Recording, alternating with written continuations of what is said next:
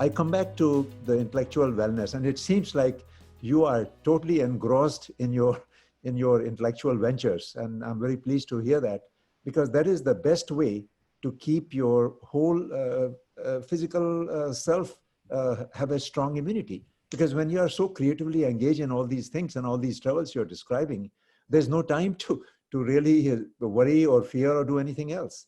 But again, I come back. Did you always have this kind of an open mind, or was it an effort which you realized that, I need to have an open mind, and you cultivated that? Is it something that can be cultivated, or you're born with it? Dinesh, this is something you develop. I mean, you basically have to realize your capabilities, the fact that there's nothing stopping you. I mean, earlier in my life, I used to go by the rules and believe that you had to, move up the hierarchies and so on. I didn't think I could change the world. Now, I realize that I have nothing to lose. So, did I develop an open mind? All of us can have open minds. There's nothing special about me. There's nothing unique about me. All of us can do what I can do. All of us can learn and grow. The knowledge of the universe is all available to you. I want you to read my book, Driving the Driverless Car. If some of you can't afford it, email me and I'll send you an illicit copy of it, which I'm not supposed to share. But if you can afford it, it's only like $15 on Amazon. Get the book, read it. It'll teach you about what's possible. And it'll teach you about, the technologies which are helping us create the future of Star Trek. So open-mindedness, all of us, open-minded is just a word. I mean, all of us can learn and grow. We just have to realize that we have the capability, we have the ability to do this. If tomorrow the pandemic is over and some other crisis comes, I'm going to do all I can to solve that crisis. It's a matter of going where life takes you and fighting every battle as it comes. Don't give up on any. This is what actually, I have to give credit to my wife for that, because I've been through many battles in my life and she would never let me concede defeat. This heart attack I had was my second heart attack. After my first heart attack, I actually got into battle with my venture capitalist. And she said, Vivek, you have to fight, because if you give up without fighting, you'll never be happy. You have to fight, and you have to do what you can to win and to better the world. So this is what all of you have to do. So Vibhay Sinha has a question for you. So Vibhay, please go ahead and ask. Yes, Mike, it's a comment more than a question. I think what I understand looking at Vivek and what he was saying is that he has humility, which is what you commented on earlier. And I believe that one has to have humility to do all those things. And this is just a comment on what I felt as he was talking. Obviously, it was a great talk. Maybe on that point, let me comment on that point, because I know a lot of billionaires. I mean, these people you read about, including Elon Musk, and these people, I know them. I call them friends, right? We've hung out, we've gone drinking together, right? I tell you, the most humble people are the most intelligent people are the most humble. It's the ones who are insecure who are not humble. I mean, there are a bunch of billionaires I know who are also complete assholes, who got to where they are by luck and timing. And this shield that they put up of arrogance and lack of humility is simply a shield to cover their insecurity and their stupidity. So the good people are the ones who are the most humble. Okay, here's a question from Indu Agarwal. Indu? Yeah, Vivek, that was an awesome story and totally resonated with me, because I have gone through a lot of health issues and I have discovered my power. And what I wanted to know is, did you try anything related to energy modalities? There's something called Body Talk system that has solved a lot of problems for me. And I probably need to do that. I mean, when I went to India, I also, in this, the trip, I made actually 2 trips to India over the last few months. The first one was to meet Modi and the Dalai Lama. And then, I came back and started getting depressed again, and I had a heart attack. So I actually went to the Art of Living ashram in Bangalore. Why Art of Living? Because I had some friends over here who recommended it. I would have gone to any of these things to try meditation and Ayurvedic food and all of that. And it really works.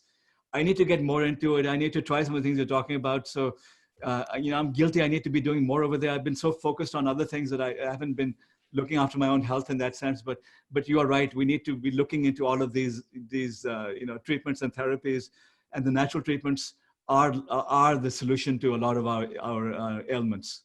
Yeah. Can I contact you and have a discussion with you? Sure. Wadhwa at cmu.edu. WADHWA at Okay. cmu.edu. I will do that. Thank you. Sure. Vivek, Hi, Naren. let me tell you, you have few other things going for you. But there's one thing that I want to emphasize. You start doing it. World needs you much longer than you are taken care of. I know you, I've known your wife, and it was her courage that made you what it is. So I remember her very much. So courage is very important. If you have fears, you're not going to do things. So clearly, the only request I have of you, and this is as a friend, as a well-wisher, whatever we want to do, the best purpose in life doesn't work if we are not healthy ourselves. So clearly, you know me. Naren, you inspired me to go hiking. I go hiking at least 2 or 3 times a week. And I'm not climbing that mountain you used to climb near your house, but there are other, great parks. So that's something that I do quite consistently. And that's, you've been pushing me to do that one. Get you involved. And the reason I'm saying this is you really are one of the great examples of people that have multiple times changed. I mean, change is important. I've changed some, but you are a great example. Now, that means you have purpose of life, and that requires courage. Whenever you change something, naturally there are some insecurities. Now, if you can remove those insecurities, you do better, of course. So you are a courageous man with a purpose in life, and you're not afraid. I mean, you can go to Modi, you can go to whoever. What will happen? They will say no, right? That's what you have to do. Basically, you have to realize that you have nothing to. This is what I'm living my life right now. That the only purpose I have is to do good for the world. And what do I have to lose? I mean, so I write to who's who, and my agent, what do I have to lose? Worst case, they say no. Worst case, I fail. So me claiming I'm going to cure cancer, what do I have to lose? Worst case, it doesn't happen. Best case, I may be able to make an impact. And now the pandemic, so like I said, I've got 2 major companies right now signed up to do it. Worst case, it doesn't work. And what have I lost? Nothing. I had nothing better to do anyway than to try to save the world. So you get Vivek himself. Remember, he said to you, and I said, no, I won't accept. We will have to get him. Right? And we Yes, absolutely, Naren. And thanks for all your help. Now, there's another comment coming up here. Please go ahead. So, Vivek, one thing I would say that CWC and this Crack the Wellness Code, this whole group is such a wonderful place for what you have described. I mean, it couldn't have been better said, because we have doctors, and we have entrepreneurs, and we have professionals, we have people from various walks of life. And I personally am focused on how to help people with the lifestyle changes, because I believe lifestyle changes and, changing your nutrition, changing your diet, changing your stress levels, managing them well, can make a huge difference. But I'm always open to suggestions from any corner which it comes from, whether it's ancient wisdom like Ayurveda you mentioned, and we have wonderful Ayurvedic practitioners in our group as well. And we have wonderful yoga teachers in our group. Actually, ever since we started this program, I have joined one, and every morning at 7:45, I'm doing yoga, and it's just beautiful opportunities. So at this time, if you would like to comment again on, I noticed that you were openly able to say, I'm referring back now to your crusade for the women in the Bay Area and in Silicon Valley, and how you and that also inspiration came from your wife, because I remember you were in a meeting and you were mostly men, and she said, how come there's no women? And that inspired you to really start that crusade. What really struck me is that you were able to go back, and you were able to, in all your humility, you were able to say, well, perhaps that was not the best thing. So is this, again, this humility was always part of you, or this also you cultivated? No, this is something my wife beat into me, because she made sure that because pretty well known and TV appearances and so on, she would make sure that it never went to my head. So I have to give her 100% credit for that. Humility doesn't come that easily. You have to realize that your ego is just your ego, and you're going to basically be nothing. So that was a lesson that she would always be, pushing into my head. And this is why even now, I realize that I'm going to be dirt, I'm going to be nothing. So, may you make the most of it. So what I try to do is, while I'm successful, I'm try to help all the people I can, because I know the successful will not last. So you try to make the maximum impact you can while you can. You give back to the world while you can. Well, absolutely. And in fact, I would, to that notion that, how I have come to believe that husband and wife, like in India and Bollywood movies, they always say that they are made in heaven. And I've come to realize that sometimes we don't see it, we don't understand that. But your spouse could be, even though challenging at times, as we all know, but it could be your biggest teacher in life. If you're open, I always say you can create 1 + 1 infinity, or you can create 1 + 1 0. And if both parties, and I think the key I have found is that most of us are in the victim stage in the early part of our life. We are blaming other people. And then I think we discover that we can empower ourselves, and we don't have to really blame. We take responsibility for our life. And then I think these life events happen, and sometimes we open our heart, and we kind of, like you described the experience, or we have our spouses, who help us surrender our that ego, and then we open our heart.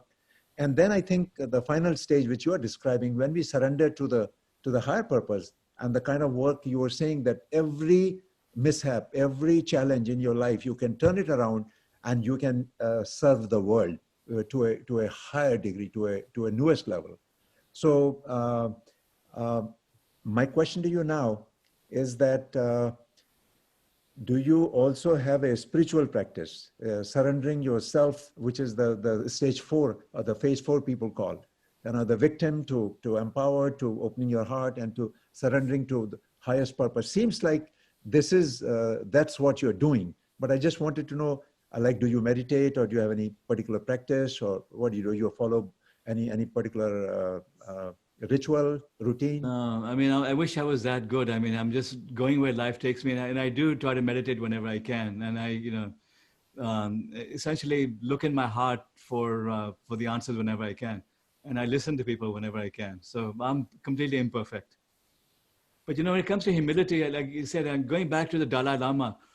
To his people, he's God. But he's the most humble person I've ever met in my life. I was so touched by him, literally, that I couldn't believe it. That how much, and he genuinely cared for people. And he never considered himself, in this, like I said, he's talking about quantum physics. He's talking about, cancer therapies. This is the Dalai Lama, a spiritual leader. So, but the fact is that, there was true compassion there, true caring of people. And then Modi, again, for all the criticism he receives, in the conversation I have with him, twice he says, agar aapke paas time hai, to, he's talking to me as if I'm busier than him. I says, I said, Prime Minister, I have all the time in the world. I started off the conversation with him, saying, look, my Hindi isn't very good. He says, मैं तो हिंदी बोलूँगा, आप English में बोलो, मैं समझता हूँ सब कुछ.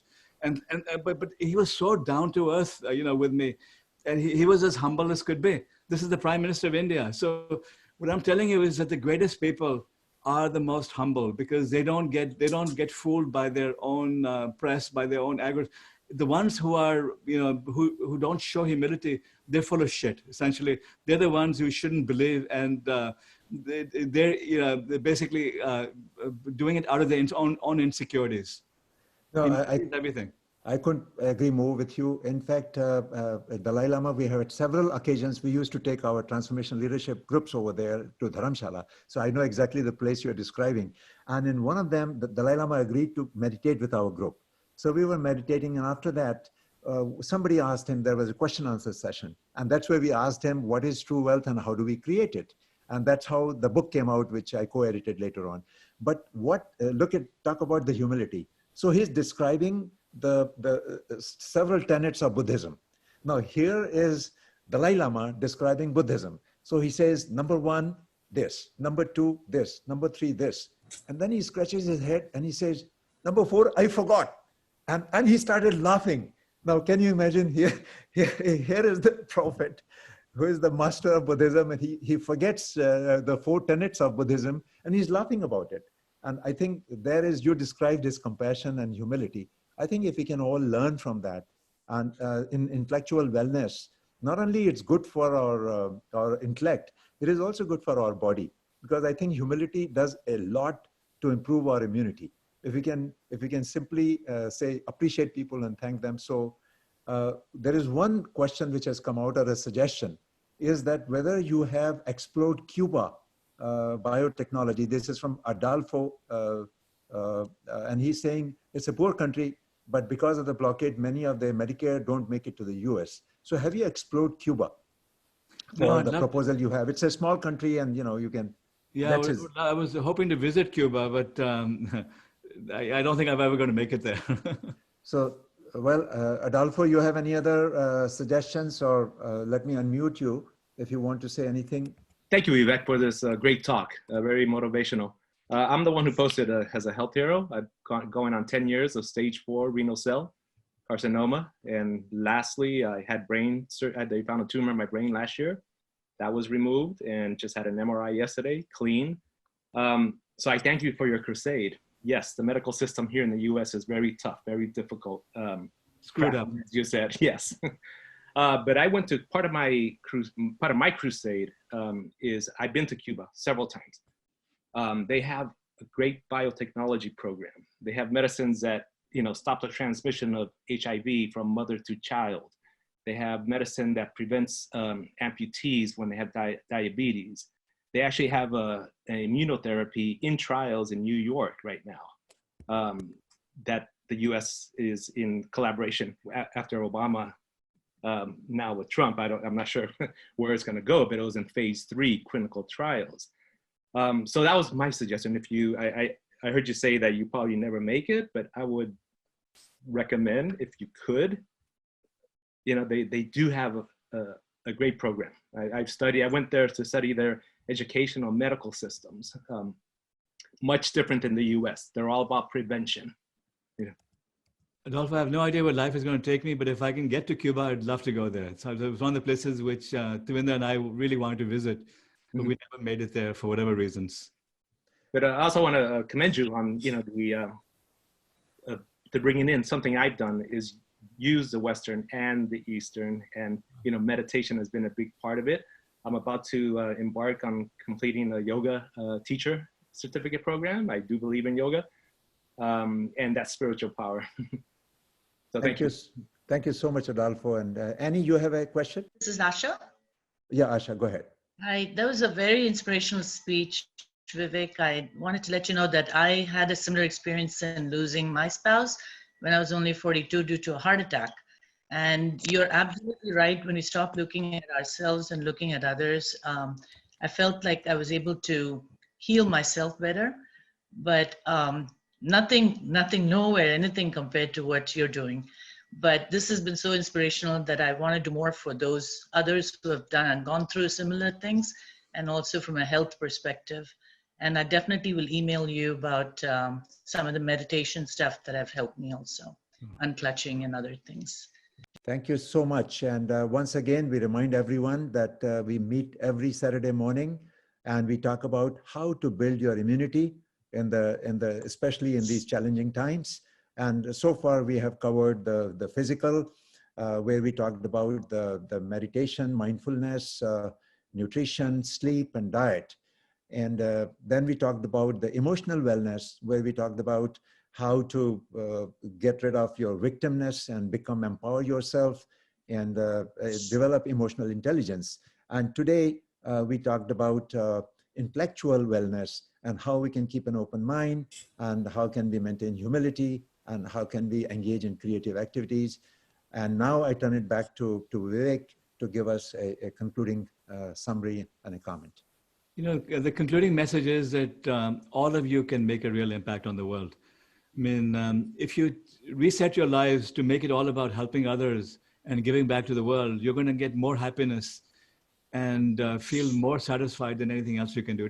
We're not here to build wealth. We're not here to make it all about ourselves. We're here to make the world a better place. So do what you can for others in the world, and you'll find that that's what gives you the greatest reward. In my whole life, I've always found that the more I've given, the more I've received. The world has done a lot for me, and only because I've been trying to do for the world. So that's the type of thinking all of you should have. And if you do it, I'm sure you'll be a lot happier and healthier. And don't let anything stop you. There's no reason why all of you or any of you can't change the world.